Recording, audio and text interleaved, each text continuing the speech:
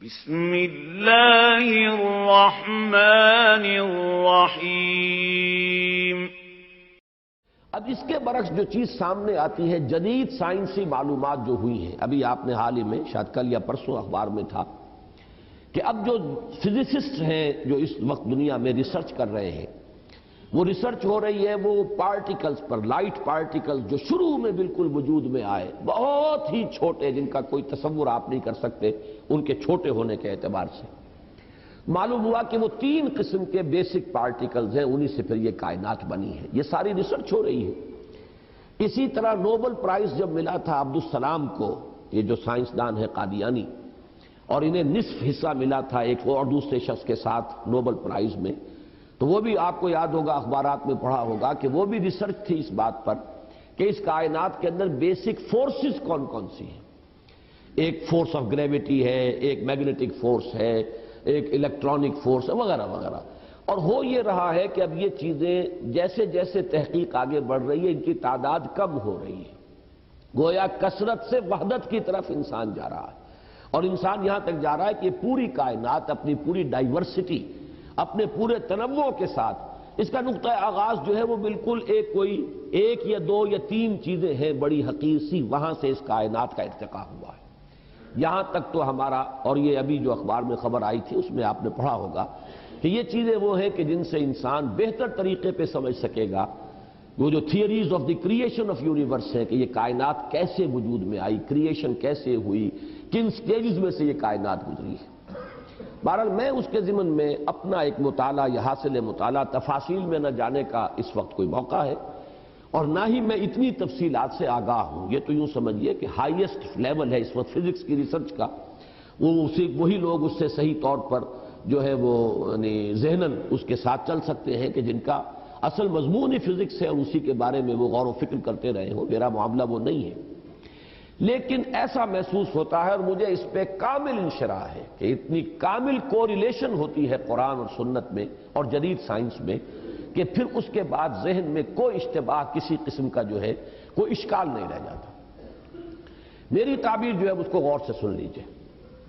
میرے نزدیک ذات باری تعالیٰ میں کوئی تنزل نہیں ہوا، یہ بہت بڑی اللہ کی جناب میں ایک بڑی گستاخی ہے جنہیں ہمارے ہاں تنزلات سے تعبیر کیا گیا ہے کہ ذات واحد، ذات باری تعالیٰ ہی نے تنزل اختیار کیا ہے۔ معاذ اللہ ثم معاذ اللہ ثم معاذ اللہ، وہ تو وراء الورا ہے، ثم وراء الورا ہے، اس سے کہ وہ تنزل اختیار کرے۔ ہوا کیا ہے؟ قرآن کہتا ہے کہ ایک لفظ کن ہے جس سے کہ اس کائنات کی تخلیق ہوئی۔ اللہ تعالیٰ کے اس ایک حرف کن نے سب سے پہلی شکل جو اختیار کی ہے وہ وہی پارٹیکلز ہیں، نور کے سب سے چھوٹے چھوٹے پارٹیکلز۔ یہ خنک نور کا دور ہے جس میں کہ حرارت نہیں تھی، گرمی نہیں تھی، ٹھنڈی روشنی، ایک بسیط نور تھا کہ جو اس حرف کن کے ذریعے سے وجود میں آیا ہے۔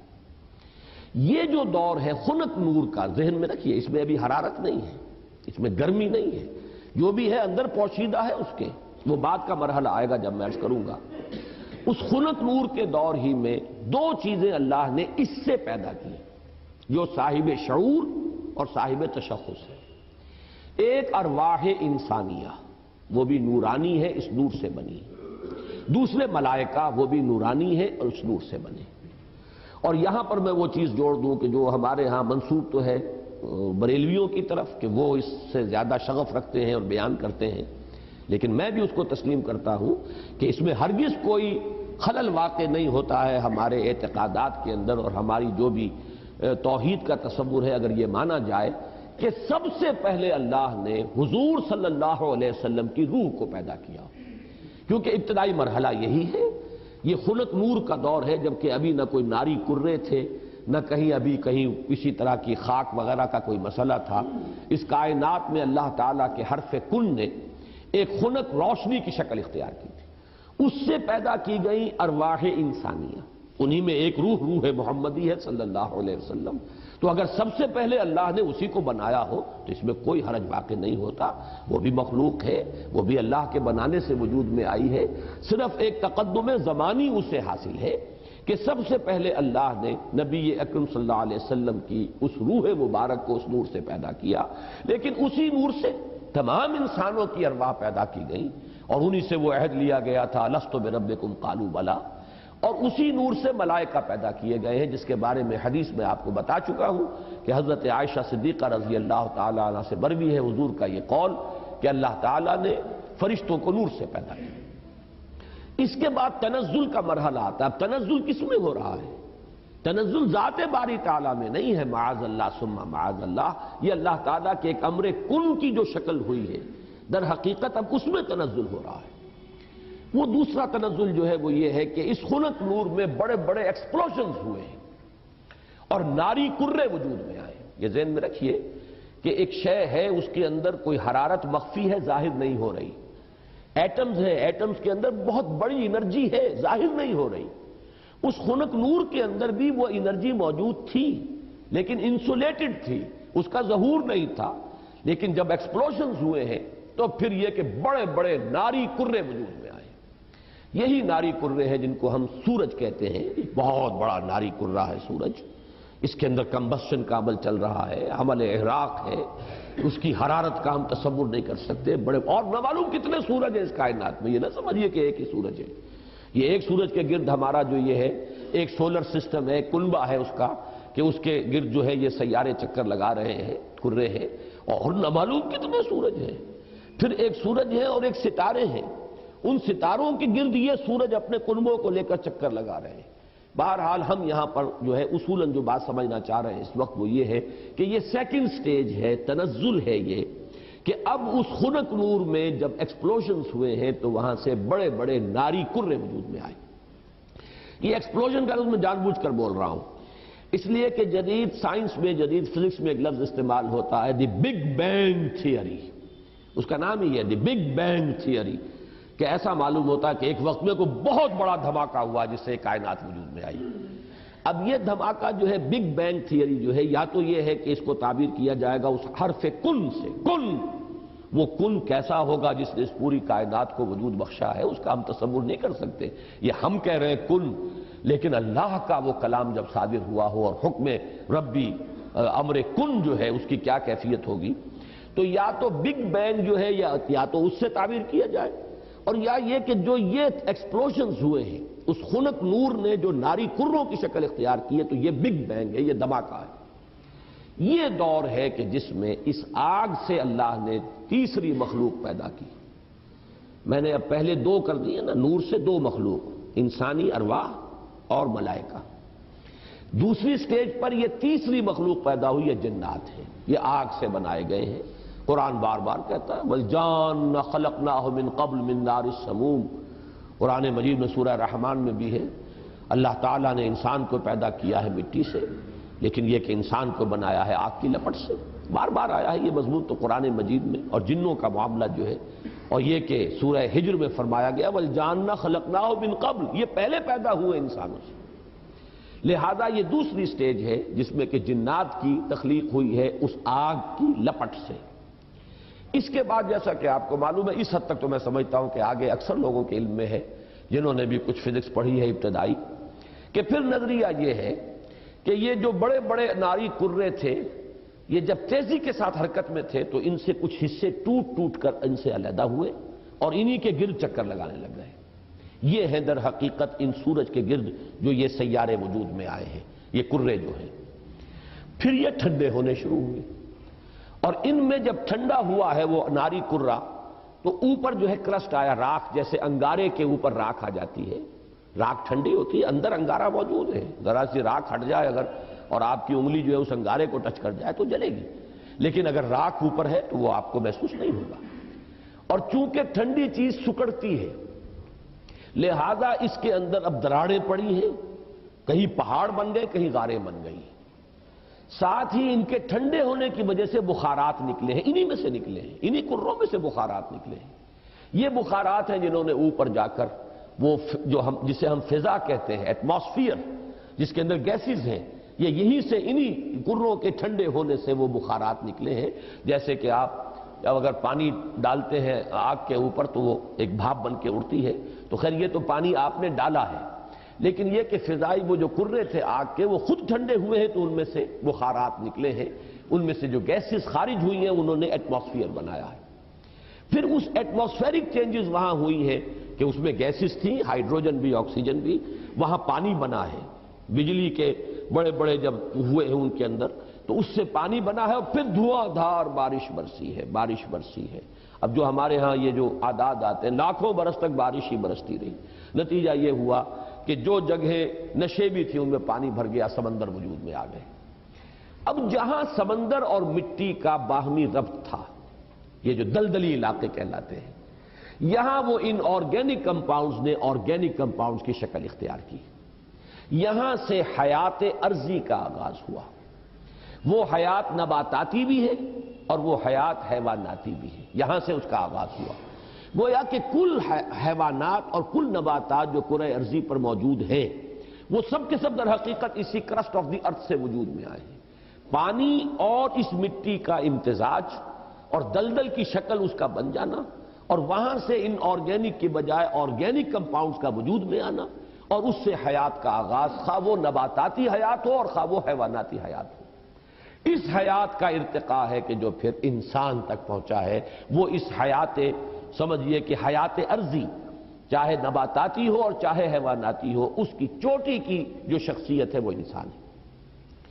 کیونکہ قرآن مجید بھی یہی کہتا ہے، انسان کو مٹی سے بنایا، کہیں کہتا ہے مٹی تراب سے بنایا، کہیں کہتا ہے تین سے بنایا، تین گارے کو کہتے ہیں۔ گارا جب مٹی کے اندر پانی ملا کے گوندھ دیا جائے تو گارا بنا۔ کہیں کہتا ہے تین لازب سے بنایا، وہ گارا اگر پڑا رہے تو اس میں چپچپاہٹ پیدا ہو جاتی ہے، خاص طور پر آرگینک اگر آپ اس میں میٹیریل ڈال دیں گے تو جیسے کہ پرانے زمانے میں لیپنے پوتنے کے لیے وہ تغار تیار کیے جاتے تھے تو مٹی جو ہے اس میں توڑی ملا دیتے تھے تاکہ اس کے اندر جو ہے وہ تبخیر کا عمل ہو، اور اس کے نتیجے میں پھر وہاں پر جو ہے وہ لیس پیدا ہوتا ہے تاکہ پھر اگر آپ اس سے پلسٹر کریں گے تو وہ ٹوٹے گا نہیں، کریک نہیں ہوگا۔ اگر ویسا گارا ہوگا تو اس سے پلسٹر کریں گے تو کریک ہو جائے گا۔ تو یہ لیس تین لازب۔ پھر کہیں کہا گیا ہے کہ وہ سوکھ کر کھنکھنانے لگا، من حمئ مسنون۔ اس کو اگر آپ دیکھیں گے جا کر تو دلدلی علاقوں کے اندر اوپر ایسی سطح بن گئی ہوتی ہے کہ جیسے بالکل وہ فلیکس ہیں اور پلیٹیں پڑی ہوئی ہیں ٹوٹنے والی اور بجنے والی، کھنکنے والی۔ تو یہ مختلف الفاظ جو قرآن مجید نے استعمال کیے ہیں ان کا بڑا قریبی ایک تعلق ہے ان تمام چیزوں کے ساتھ۔ اب یہاں سے جو انسان بنا ہے، اور یہ میں عرض کر چکا ہوں اس سے پہلے سورہ نوح میں بھی چونکہ یہ مضمون آ چکا ہے، واللہ انبتکم من الارض نباتا، اللہ نے تو تمہیں اگایا ہے زمین سے جیسے اگایا جاتا ہے۔ تو یہ جو ایوولوشن ٹری ہے اس میں اصل شے ہے امر رب۔ جب بھی چینج آئی ہے اللہ کے حکم سے آئی ہے، یہی امر رب ڈارون کو معلوم نہیں، اسی کی تلاش کے اندر اس نے وہ تھیوری بنائی، سروائیول آف دی فٹسٹ اور اسٹرگل فار ایگزسٹنس، اور پھر یہ کہ ایکوائرڈ کیریکٹرز کا تھرو ہیریڈیٹی جو ہے منتقل ہو جانا اگلی نسل کو، اور اس کے ایکومولیشن سے نئی ایک نوع کا وجود میں آ جانا، یہ پورا فلسفہ ہے ڈارون کا، اور یہ ثابت نہیں ہو سکا آج تک۔ البتہ ارتقاء وہ میں عرض کر چکا ہوں، اس کو تو مسلمانوں نے سب سے پہلے، حکماء جو ہے ابن مسکوہ اور مولانا روم سب سے پہلے ارتقاء کی بات کرنے والے تو وہ ہیں۔ لہذا یہ جو عمل ہے اس میں امر رب ہے ہر جگہ پر کہ جس نے کہ کام کیا ہے ایک سے دوسری چینج میں، لیکن نتیجہ کیا ہوا ہے؟ حیوان انسان وجود میں آ گیا۔ یہ انسان نہیں ہے، حیوان انسان ہے۔ انسان تب بنتا ہے جب وہ پہلی سٹیج کی روح اس انسان کے ساتھ، حیوان انسان کے ساتھ لا کر ملائی جاتی ہے، تب انسان وجود میں آیا ہے۔ یہ ہے در حقیقت جو ایک آنکھ بند ہے جدید سائنس کی اور جدید فکر کی اور جدید فلسفے کی، وہ اس سے واقف نہیں، وہ حیوان انسان کو جانتا ہے، ہومو سیپین سے واقف ہے، اس کے ارتقاء کی بحث کر رہا ہے۔ ہمارے نزدیک انسان در حقیقت صرف حیوان نہیں ہے، حیوان انسان، ہومو سیپینز اس کا بایولوجیکل نیم آپ رکھ دیجئے، وہ چاہے اس ارتقاء کے عمل سے وجود میں آیا ہو، لیکن وہ روح جو اس میں پھونکی گئی ہے، فَإِذَا سَوَّيْتُهُ وَنَفَخْتُ فِيهِ مِن رُوحِي فَقَعُوا لَهُ سَاجِدِينَ، تو جب میں اس کو پوری طرح تیار کر لوں، نوک پلک سنوار دوں اور اس میں اپنی روح میں سے پھونک دوں تو گر پڑنا اس کے سامنے سجدے میں۔ تو در حقیقت مقام جو ہے انسان کا، اس کی جو عظمت ہے، اس کی جو بلندی ہے، اس کی جو رفعت شان ہے، وہ جو مسجود ملائک بنا ہے، تو اس حیوانی وجود کی بنیاد پر نہیں بلکہ در حقیقت اس روح ربانی کی بنیاد پر جو اس میں پھونکی گئی۔ یہ ہے سارا تھیسس، اس کو اچھی طرح سمجھ لیں، اس میں ساری چیزیں فٹ بیٹھ گئیں۔ سائنس کے ساتھ ہر سٹیج پر کوریلیشن ہے۔ نمبر 2، قرآن کے ساتھ کہیں کوئی تصادم نہیں ہے۔ وہ آگ سے بنائے گئے، یہ خاک سے بنائے گئے۔ انسان کا چونکہ یہ ظاہری وجود جو ہے جسمانی، وہ تو خاک سے بنا، مٹی سے بنا، پانی سے بنا، یہی عناصر اربعہ جو ہے اس کے اندر لگائے گئے ہیں۔ البتہ جو انسان کا اصل مقام ہے وہ اس روح کی وجہ سے ہے۔ اب اس کو جان لیجئے کہ چونکہ یہ میں سورہ رحمان کے درس میں تفصیل سے واضح کر چکا ہوں، اس لیے کہ مولانا امین احسن اصلاحی صاحب نے اس مقام پر بڑی زبردست ٹھوکر کھائی ہے۔ ہمارا اجماعی عقیدہ رہا ہے سلف میں کہ جنات پر وحی نہیں ہوتی، جنات میں کوئی نبی نہیں ہوتے، نہ کبھی ہوئے ہیں، اور وہ بھی تابع ہوتے ہیں جو انسانوں میں نبی اور رسول آتے رہے۔ اور ان دونوں مقامات سے بھی ثابت ہو جائے گا۔ یہ میں تو حیران ہوں کہ اصلاحی صاحب نے اتنی بڑی ٹھوکر کیسے کھائی ہے، لیکن بڑا آدمی جب ٹھوکر کھاتا تو بڑی ہی کھاتا، پھر وہ چھوٹی ٹھوکر نہیں ہوتی۔ تو یہ ہمارا اجماعی عقیدہ ہے اور 100% درست ہے۔ اس کی وجہ کیا ہے کہ در حقیقت جن میں روح نہیں ہے۔ وہ روح وہ تو اس پہلی سٹیج کی شے ہے، جبکہ جنات کی تخلیق سیکنڈ سٹیج پر ہوئی ہے، وہ محض ناری ہے۔ لیکن انسان محض خاکی نہیں ہے، خاکی جمع نوری ہے۔ اس کے اندر وہ جو روح جو ہے وہ تو نوری ہے۔ آدمی زیادہ ترفع ماجونس از فرشتہ سرشتہ وز حیوان، بڑا پیارا شعر سینکڑوں برس پہلے کہہ گئے شیخ سعدی۔ یہ آدمی زیادہ عجیب معجون مرکب ہے، اس کے اندر دو چیزیں ہیں، حیوان بھی ہے، فرشتہ بھی ہے۔ اب دیکھیے کس قدر صحیح شعر ہے۔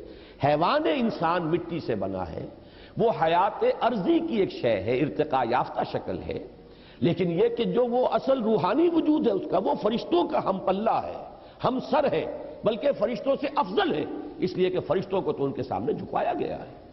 اس اعتبار سے قرآن کا پورا فلسفہ مسجود ملائک انسان کیوں بنا؟ اچھا جنوں کو نظر نہیں آئی وہ روح، نہ انہوں نے اسے پہچانا۔ ابلیس بھی چونکہ جن تھا لہذا وہ اس کو نہیں دیکھ سکا، وہ اس کے علم میں نہیں ہے، لہذا اس نے انسان کو جو بنظر حقارت دیکھا ہے وہ اس وجہ سے یہ مٹی سے پیدا کیا گیا، اسے اس کا دوسرا وجود نظر ہی نہیں آ رہا۔ اس سے جب کہا گیا سجدہ کرو، اس نے صاف کہا خلقتنی من نار و خلقتہ من طین، مجھے تو نے آگ سے بنایا، اسے بنایا گارے سے، میں اعلیٰ ہوں، افضل ہوں، انا خیر منہ، میں اس سے بلندتر ہوں، اعلیٰ ہوں، میں بہتر ہوں، میں کیسے سجدہ کروں اس کو؟ اس درجے میں بات صحیح تھی اس کی۔ اگر صرف وجود حیوانی سامنے ہوگا تو جن صحیح کہہ رہا ہے، وہ اعلیٰ تر وجود کا حامل ہے، وہ آگ سے بنا ہے، اس کے اندر زیادہ لطافت ہے، وہ اس کائنات میں دور دور تک جاتا ہے جہاں ہم نہیں جا سکتے۔ ہم تو کوئی راکٹس بنائیں، یہ بنائیں، کروڑوں اربوں ڈالر خرچ کریں تو کہیں کچھ دور تک کی سیر کر کے آئیں، وہ بھاگے پھرتے ہیں، یہاں جاتے ہیں دور دور تک خبریں لے کر آتے ہیں۔ لیکن ان کی فوقیت ہم پر اگر ہے تو وہ جسمانی وجود کی بنیاد پر ہے، روحانی وجود کی بنیاد پر نہیں ہے۔ اس روحانی وجود کی بنیاد پر ہم افضل ہیں، نہ صرف ان سے افضل ہے، ملائکہ سے افضل ہے، اپنی خلقت کے اعتبار سے، اپنی سرشت کے اعتبار سے۔ یہی وجہ ہے دو جگہ قرآن مجید کے اندر اتنی واضح آیت ہے، سورہ ہجر میں بھی ہے اور سورہ صاد میں بھی ہے، فَإِذَا سَوَّيْتُهُ وَنَفَخْتُ فِيهِ مِن رُوحِي فَقَعُوا لَهُ سَاجِدِينَ، جب میں اس کو تیار کر لوں، بنا لوں، سوار لوں، نوک پلک درست کر دوں اور اس میں اپنی روح میں سے پھونک دوں، تب گر پڑنا اس کے سامنے سجدے میں۔ تو اصل میں حیوان آدم کو سجدہ نہیں ہوا ہے، اس روح کے ساتھ جب آدم کے اندر پھونکی گئی ہے جس کا مقام بہت بلند ہے، اس انسان کو آدم کو سجدہ کیا گیا جس میں وہ روح پھونک دی گئی۔ اچھا اب یہ بات نوٹ کیجئے کہ میں نے جو یہ 3 لیولز آپ کے سامنے رکھے، یہ چونکہ جو کچھ میں نے آج تک سمجھا ہے اس میٹا فزکس میں، metaphysics of Quran and metaphysics of science, ان تمام کے درمیان اسی کا نام علم کلام ہے۔ ہر دور میں آپ کو اس دور کی علمی سطح جو ہے اس کے ساتھ ایک تعلق اور ربط قائم کرنا پڑے گا قرآن و سنت کا، تب وہ اس دور کے انسان کے لیے قابل قبول ہوگی، قابل فہم ہوگی۔ اگر وہ آپ ربط قائم نہیں کرتے، ایک گیپ رہے گا جو سینچریز گیپ چلا آ رہا ہے۔ علماء کی باتیں لوگوں کی سمجھ میں اسی لیے نہیں آتی کہ وہ تو بات کرتے ہیں، وہی ارسطو کی منطق کی بات کرتے ہیں، وہ تو وہی عقول عشرہ اور 9 افلاک کی بات کر رہے ہیں، وہ سارا کا سارا فلسفہ اسی کے اوپر بیٹھا ہوا، لہذا وہ بات آج کسی کے سمجھ میں نہیں آئے گی۔ جبکہ آپ اس کا اگر ایک ربط و تعلق جو ہے اس جدید جو نظریات کے ساتھ قائم کر دیں، لیکن ڈٹے رہیں قرآن کے ساتھ، قرآن کے کسی شے کے ساتھ تصادم نہ ہونے پائے۔ اگر کہیں ہو رہا ہے تو ہم یہ کہیں گے کہ قرآن صحیح ہے اور سائنس غلط ہے. ہو سکتا ہے کہ ابھی اور سائنس ترقی کرے تو وہ وہاں تک پہنچ سکے جہاں تک کہ ہمیں قرآن پہنچا رہا ہے. جیسے میں آسمانوں کے تصور کے بارے میں بار بار کہتا ہوں، جب اتنا ریپیٹڈلی قرآن میں آیا ہے کہ 7 آسمان ہیں، طباقہ ہیں، ایک دوسرے کے اوپر ہے، تو ایسا ہی ہے. آج تک ہم نہیں سمجھ سکے، کوئی حرج نہیں. آج سے 200 سال پہلے ہم اور بہت سی باتیں نہیں سمجھے تھے. ہمیں ایٹم کا سٹرکچر ہی معلوم نہیں تھا. ہم یہی نہیں سمجھ سکتے تھے کہ کل فی فلک یسبحون کے کیا معنی ہے، کہ ہر شے تیر رہی ہے. یہاں تو ثبات ایک تغیر کو ہے زمانے میں، سکون محال ہے قدرت کے کارخانے میں. چھوٹے سے چھوٹے ذرے کے اندر بھی آپ دیکھیں گے کہ اس کا ایک نیوکلیس ہے اور اس کے گرد جو ہے الیکٹرانز جو ہے چکر لگا رہے ہیں. کل فی فلک یسبحون. آپ چاہے اجرام سماویہ تک پہنچ جائیں، سورج اور اس کے ان کروں کو لے لیں، تب بھی وہ ہر چیز تیر رہی ہے. سورج بھی کھڑا نہیں ہے، سورج بھی تیر رہا ہے. کوئی ستارہ اور سٹار ہے جس کے گرد سورج چکر لگا رہا ہے. کبھی ہم نے یہ سمجھا کہ سورج کھڑا ہوا ہے، کبھی ہم نے سمجھا سورج چلتا ہے، زمین کھڑی ہوئی ہے. یہ ہمارے علم کے ادوار تھے، یا یوں کہیے علم کے نہیں، جہالت کے ادوار تھے. لیکن آج علم انسانی یہاں تک پہنچ گیا کہ کوئی شے کھڑی نہیں ہے، ہر شے تیر رہی ہے. اب معلوم ہوا قرآن مجید میں ایک سے زائد جگہ پر آیا کل فی فلک یسبحون. ہر شے اپنے مدار کے اندر اپنی سطح کے اوپر تیر رہی. اسی طریقے سے وقت آئے گا کہ جب کہ ہمیں معلوم ہوگا کہ یہ بات تھی جو آج ہمیں معلوم ہوئی، جو قرآن 7 آسمانوں کے حوالے سے بار بار کہتا ہے. تو جہاں سائنس جو ہے وہ ہمیں قرآن مجید سے ٹکراتی بھی محسوس ہو، وہاں ہمارا معاملہ یہ ہوگا کہ ہم قرآن پر ایمان کو محکم رکھیں گے. ہم سمجھیں گے یہ آیت متشابہات میں سے ہے، اس کا مفہوم ابھی ہم نہیں سمجھ سکتے، لیکن ہمارا ایمان آمنا بہ کل من عند ربنا، یہ پورا قرآن متشابہات ہوں یا محکمات ہوں ہمارے رب کی طرف سے ہے، ہم سب پر ایمان رکھتے ہیں. اور لیکن جہاں جہاں وہ تطبیق ہوتی چلی جا رہی ہے، انسانی علم نے جو بھی آگے ایڈوانس کیا ہے، آگے بڑھا ہے علم، اور واقعہ یہ ہے کہ آدمی کو چکر آتا ہے. کروڑوں میل کا سفر کر کے آپ کا ایک راکٹ جا رہا ہے اور سیکنڈوں کا فرق بھی نہیں پڑتا ہے. کتنی راتیں گزر گئیں، کتنے سال گزر گئے. 11 سال کے اندر وہ پہنچا تھا وہاں، جو وہ آخری ہمارا اس جو کنبہ ہے سورج کا، اس کا جو سب سے آؤٹ موسٹ جو ہے اس تک پہنچا ہے 11 برس میں. سن 77 کا چلا ہوا، سن 88 میں پہنچا ہے. لیکن پورا حساب کتاب صحیح جو یہاں پر بیٹھ کر کیلکولیٹ کیا گیا تھا اسی کے مطابق وہ وہاں پہنچ گیا. تو یہ انسان کی ترقی جو ہے، یہ یوں سمجھیے کہ سٹیگرنگ انسان کا چکر آتا ہے کہ کہاں تک انسان پہنچ گیا ہے. اب اس علم کو آپ نظر انداز کیے رکھیں، اس سے کوئی گفتگو ہی نہ ہو، وہ بس اور آپ چلتے رہیں. وہی پرانے مفسرین نے جو کچھ کہہ رہے، وہ پرانے مفسرین وہ خائن نہیں تھے، بددیانت نہیں تھے، لیکن کیا کرتے، ان کے پاس معلومات کا ذخیرہ ہی نہیں. ابھی وہ معلومات کا اتنا لمبا چوڑا ذخیرہ ان کے پاس موجود ہی نہیں. جو کچھ تھا اسی کے اوپر وہ کام کر رہے تھے. تو سائنٹیفک معاملات میں یہ سمجھ لیجئے، میری اب تک کی سوچ کا جو حاصل ہے وہ میں نے آج آپ کو بتایا ہے. اول تو میں شدید اختلاف کر رہا ہوں تنزلات کا جو فلسفہ ہے اہل تصوف کے ہاں، وہ تنزلات ذات قرار دیتے ہیں، ذات باری تعالیٰ کے تنزلات ہیں، معاذ اللہ ثم معاذ اللہ ثم معاذ اللہ. ہاں یہ تنزلات کا سلسلہ جو تنزلات ستہ کہا جاتا ہے کہیں کچھ اور، لیکن میرے نزدیک یہ تنزلات 3 ہیں، 3 لیولز ہیں اس کے. اور یہ تنزلات جو ہیں در حقیقت اللہ کے اس امر کن سے جو شے وجود میں آئی ہے. اولاً وہ ایک خلق نور تھا، وہ بھی ایک شے ہے، ایک خارجی حقیقت رکھنے والی شے ہے. اس مرحلے پر 2 صاحب شعور، صاحب تشخص ہستیاں پیدا کی گئیں، ارواح انسانیہ اور ملائکہ. اور ان میں جیسا کہ میں نے عرض کیا قطعاً کوئی چیز توحید کے منافی نہیں ہے اگر یہ بات مانی جائے کہ سب سے پہلے جو پیدا کیا گیا وہ نور محمدی ہے، یعنی روح محمدی. نور محمدی در حقیقت روح محمدی کا نام ہے، اس لیے کہ روح جو ہے نوری الاصل ہے. وہ جو اقبال نے کہا ہے ایک نقطہ نوری، یہ جو ہے خاک کے اندر پنہا، غافل تو نرا صاحب ادراک نہیں ہے ذوق تجلی بھی اسی خاک میں پنہا، غافل تو نرا صاحب ادراک نہیں ہے. تو یہ جو ہمارا شعور ہے میں در حقیقت اس روح کی بنیاد پر ہے، اور وہ روح جو ہے نوری الاصل ہے، میری بھی آپ کی بھی. اگرچہ وہ نور محمد الرسول اللہ صلی اللہ علیہ وسلم کی روح کا جو معاملہ ہے، ہم ویسے اگر کہیں گے تو کہاں ہم اور کہاں وہ، زمین و آسمان کا فرق ہے.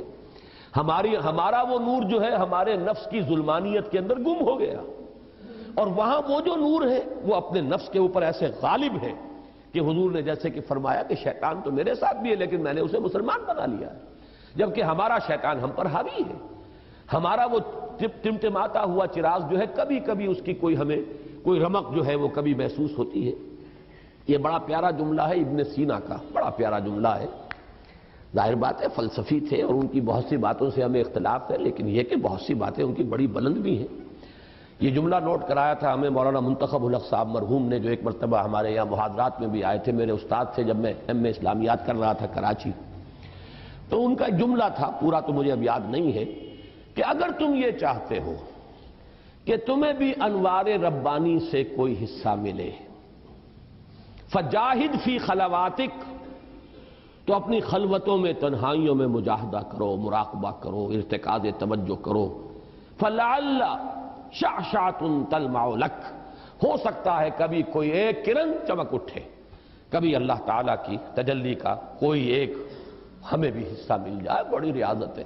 اور وہاں محمد الرسول اللہ صلی اللہ علیہ وسلم کی روح جو ہے وہ ہر وقت متجلی ہے انوار الہیہ کے ساتھ، یہ دوسری بات ہے۔ لیکن اپنی اصل کے اعتبار سے تمام انسان کی ارواح جو ہے نوری الاصل ہے، اسی نور سے پیدا ہوئی ہیں، لیکن سب سے پہلے نور محمدی یا روح محمدی صلی اللہ علیہ وسلم کو پیدا کیا گیا، ساتھ ہی ملائکہ ہیں۔